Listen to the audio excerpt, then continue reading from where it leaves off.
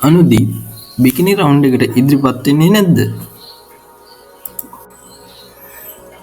ඇත්තම හේතුව තමයි 2014 වසරේ ඉඳලා මිස් වර්ල්ඩ් තරගයෙන් බිකිනි රවුන්ඩ් එහෙමත් නැත්නම් ස්විමින් සූට් තරගය ඉවත් කරලා තියෙනවා. තරග සංවිධායකයින් ඒ වෙනුවට තරගකාරියන්ගේ බුද්ධිය සහ පෞරුෂ වර්ධනය සඳහා වන තරගයක් ඇතුළත් කර තිබෙනවා.